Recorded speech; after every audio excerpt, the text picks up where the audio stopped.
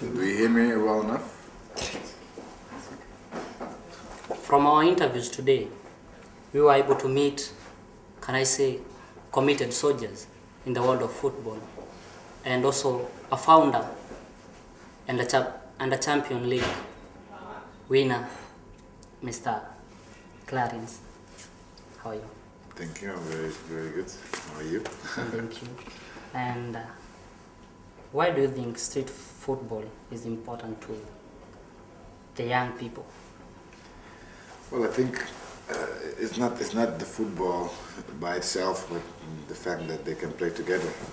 Sport in general, not everybody likes to play football, of course, in the world, but it's important that young people can enjoy sport, possibly with an educational goal behind it.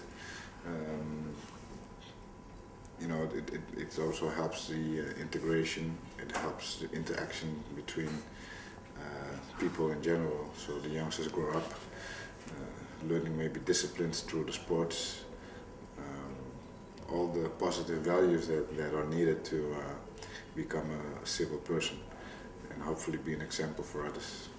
And how is football or sports related to education?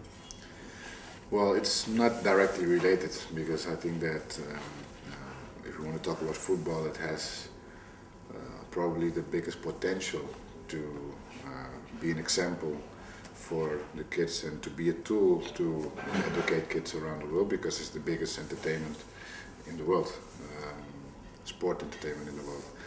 But it's not a guarantee that when you do sport you're educated, because we see that every day still in my own world, where we play at the highest level, that not always good examples are being experienced, and so the sport by itself doesn't really mean education. Actually, it starts with education, and you have a good educational model if you have teachers, if you have coaches who could use football as an instrument to educate, you know, the kids. Then we're talking about an incredible potential. And what is your feeling about racism here in Italy, especially concerning sports? Well, I don't really believe there's racism here in sport. I think there's a lot of ignorance. It's easy to say it's racism, but if you have never experienced racism, you should be very careful using that word. And I told him there's a big difference between racism and ignorance. And I think there's a lack of education, lack of social and cultural education. And that's actually the biggest problem in Italy towards people who come from the outside and try to find a better life here. I'm now here 10 years, and I have to say that not only myself, because for me it may be easier because I'm famous and blah blah blah, but even people, family who comes here and go and have a walk, you know, they're always treated very well. So I should say that most probably there is some racism somewhere in Italy, sometimes, but generally I would be very positive about the country. I was very young when it was clear for me what my mission in life would be, and that is to try to help as many people as possible around the world, kids especially, inspire them to you know, to give. I think that giving is the most important thing for happiness, and most of the people forget that when you're able to give, you become a better person.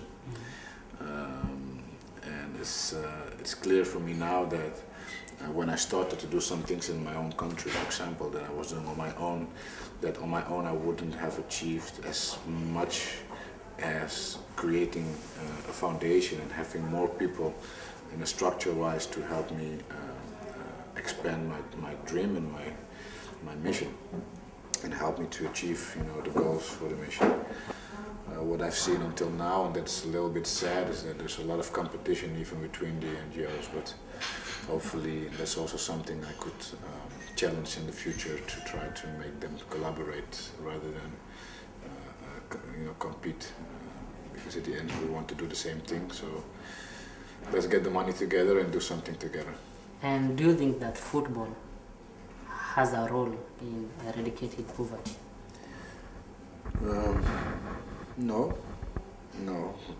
If you put it like that, no. I don't think that it has, just because it's football, a role in life. I think it will become important when they use it in the right way, when the communication towards the people who watch us is, with a good social responsibility, when the behavior of the players, the behavior of the presidents, behavior of the whole football environment is conscious of how many people are watching. If you look at the Champions League final, only the Champions League final have more than 2 billion people watching. And all the interviews afterwards could be used either, to send some good messages or to just not use that time properly. So that's also one of the things I will try to challenge the people to get more conscious of their position. And it doesn't have to be all that serious. I mean, it's we can have all fun, but you have to know, that really a lot of kids, especially kids, are watching, and that they will do exactly what you do, bad or good. So that's just something we have to know. And apart from football, well, what else do you do at your free time? Well, sitting with you, for example, doing interviews. Me?